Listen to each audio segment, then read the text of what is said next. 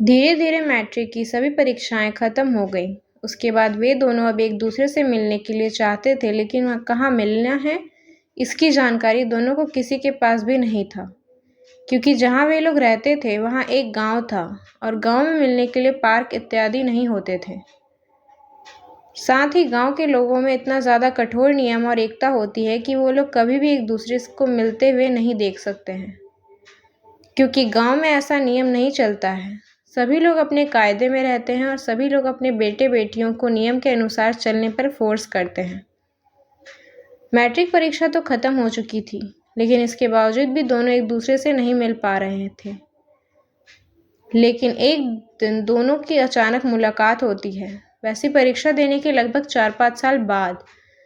जैसे ही दोनों की मुलाकात होती है, वैसे ही शीतल के मन में बहुत ज़्यादा खुशी होती है कि अब तो उसका प्यार उसे मिल गया। लेकिन जब शीतल आकाश से मिलती है तो उसकी खुशी पूरी तरह से ख़त्म हो जाती है, क्योंकि अब आकाश शीतल से मिलता है तो कहता है कि मैं तुम्हें अपनी शादी का कार्ड देने आया हूँ।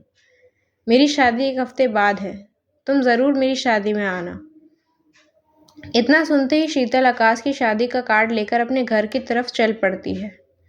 जब वह घर जाती है तो वह रात के अंधेरे में रात भर रोती है, क्योंकि शीतल हमेशा से ही आकाश के इंतज़ार में जीवन व्यतीत कर रही थी कि किसी न किसी कारण से उसकी मुलाकात होगी और दोनों में बातचीत होगी।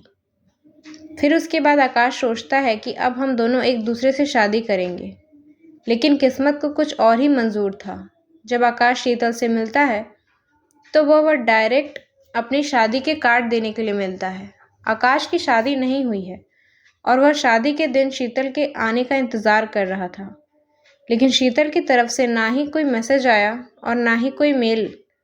शादी के दूसरे दिन, मतलब किसी दिन शादी पूरा होने वाली थी, उस दिन एक गिफ्ट का डब्बा किसी के द्वारा आकाश को मिलता है। आकाश गिफ्ट के डब्बे को देखकर बहुत खुश हो जाता है, क्योंकि उस पर जो शीतल का नाम लिखा हुआ था। वह उस डब्बे को खोलने के लिए पूरी तरह से बेताब था, क्योंकि उसकी पसंद की लड़की, मतलब कि जिसमें वो बचपन से प्यार करता था, उसका गिफ्ट आया था उसके लिए।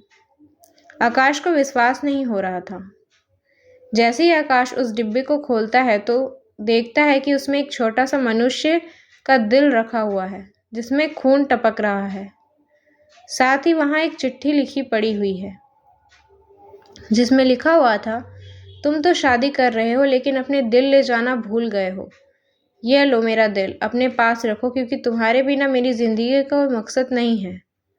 इतना पढ़ते ही आकाश पूरा पसीना से लथपथ हो गया और उसे कुछ समझ में नहीं आ रहा था कि उसके साथ ये क्या हो गया, क्योंकि इस तरह तो वो पहले कभी शीतल शादी के बारे में कोई बातचीत नहीं की थी, और ना ही उसके बाद जब मैं कार्ड देने के लिए गया था तो कोई बातचीत नहीं हुई। आकाश के पैरों तले ज़मीन खिसक गई, क्योंकि जिस बात का उसे ज़रा भी अंदाज़ा नहीं था वही बात उसके साथ हो गई थी। इसमें हमें सीखने को मिला है कि हमें अपने चाहने वालों को कभी धोखा नहीं देना चाहिए, क्योंकि हम जिससे प्यार करते हैं उसे पूछे बिना ज़िंदगी का कोई भी फैसला नहीं करना चाहिए, क्योंकि जितना हक हमारी ज़िंदगी पर हमारा है उतना ही हमें प्यार करने वालों का भी है। ऐसे में हमें सबकी खुशी के बारे में जानना चाहिए और उसकी खुशी को पहचानना चाहिए।